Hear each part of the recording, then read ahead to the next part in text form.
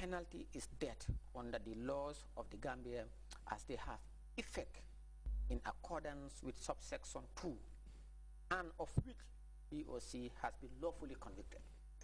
Subsection 2, Malik, reads, as from the coming into force of this constitution, no court in the Gambia shall be competent to impose a sentence of death for any offense unless the sentence is prescribed by law and the offense involves violence or the administration of any toxic substance resulting in the death of another person. Now, apart from court of law, nobody have the right to deprive an individual his or her life. All right, that's what you are saying. Exactly. Now, those people who just wake up and kill people, your husband, you go, you boil oil and you kill your husband like that, take a knife, your mom, your dad, and other people, they deprive those people. That alone is against the provisions of Section 18, that is the right to life. Now, in accordance to these provisions and this section, they were tried in a competent court of law. And all the legal apparatus and legal wrangling were exhausted. Up to the appellate court. Exactly. And they appealed, and it went this way. So now what happened is to carry on the orders of the court, the dictates of the laws of the land, Malik. Very well. Now, there are other people who have also gone through this and, of course, await an execution to take place. But as of now, people have seen that the executions can serve as a deterrent from other unlawful taking of life in this country of ours.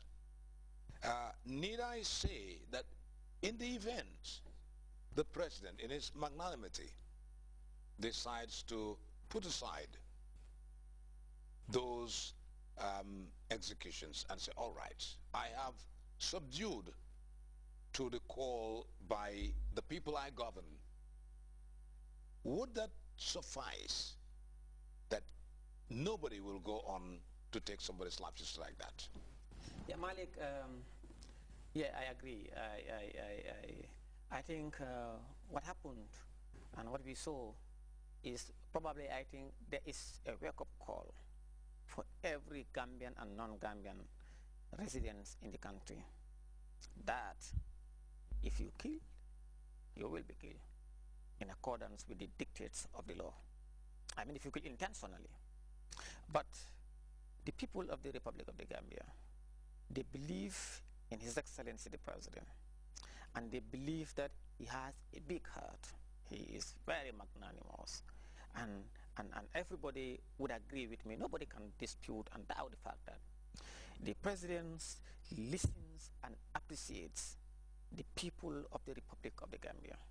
Of recent, we have seen various groups. We've seen the elders from KMC, the West Coast regions, the women of this country, and the young people, that's the youths, which myself, I was there, going into State House to meet Her Excellency, the Vice President, and the Minister for the Minister of Women Affairs, Dr. Aja Aisan Yaisedi, and the Minister for Presidency and National Assembly Matters, Dr. Njoguba, and other cabinet ministers, to show solidarity.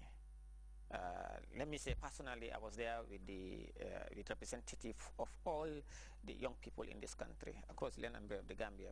We went there primarily to show our solidarity with His Excellency the President of the Republic of the Gambia, Sheikh Professor Alhaji Dr. Yahya EJJ Jammeh, and to tell him that we are with him yesterday, today, tomorrow, and we will be behind him forever. And that we are showing in solidarity with him also, irrespective or in respect of the hypocrisy that is being played by so-called some Gambians living in the diaspora and other international organizations and so on and so forth. The hypocrisy, I underline that, Lord, on the executions. And also, as Gambian, we all know Gambian are very hospitable, and and Gambians are very peaceful and very peace-loving, to call on him because we believe he has set an example. And every member of this community, irrespective of your political affiliations, we believe you are responsible enough. You have family. You have seen now it is going to serve as a deterrent. And everybody will send a signal to their various families and community in which we live that violence, particularly that might result into either injuries or death, should be put to an end, because government of the Republic of the Gambia under the leadership of the president has zero tolerance for killing in this country. That's what we believe. So that's the reason why now we are calling on His Excellency to use still the same constitutions. That's the provisions of Section 82 of the 1997 Constitution under the prerogative of mercy to probably put a halt onto the executions, because whatever he does it in the common good and common interest of the people of the Republic of the Gambia. Honorable, let me bring your attention to one of the people executed, Dawda Bojang, who killed the British national Ronald Stanley Ford. Here we're seeing the protection of the life of a foreigner in our country, gruesomely murdered by a national of this country, and this person has been executed. Shows the fairness of the execution. It did not look that you're a Gambian or you're a non-Gambian, but a crime has been committed of which the Constitution mandates that these executions must be carried out. You see, Malik, His Excellency the President, he fears nobody. He fears only Allah subhanahu wa ta'ala.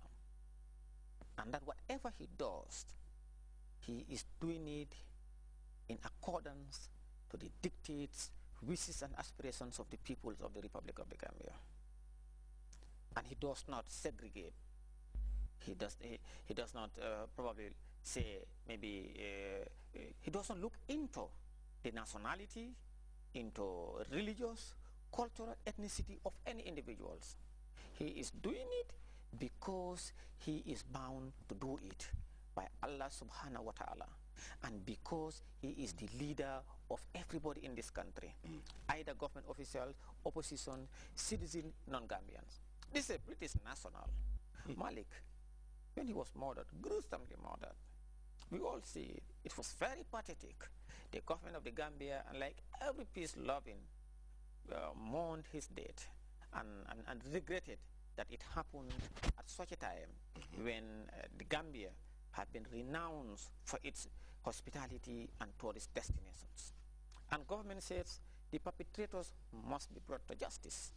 And there was all-out war by His Excellency himself as the Commander-in-Chief of the Gambian forces and all other sister forces to ensure that through investigations into not only that murder or that crime, but any other crime perpetrated in the country, the perpetrators must be looked into, and all means possible to get them and bring them to justice. Malik, other nationals, like the British nationals who were killed, it weren't even international communities, foreign governments, to send in even police to say they want to help in investigations, as if we cannot do it. But the Gambian people and the Gambian security personnel and the Gambia police force in particular, under the wise leadership and guidance of the president, we are able to trace these perpetrators. And the due process of the law took its course. Malik, having gone through all the legal process up to the appellate court, the highest court of the land, and through competent legal system we have in this country, we were government of the Gambia, we are vindicated. Because when such thing happened, Malik, unpatriotic Gambians or people who do not wish this country well would want to point finger at government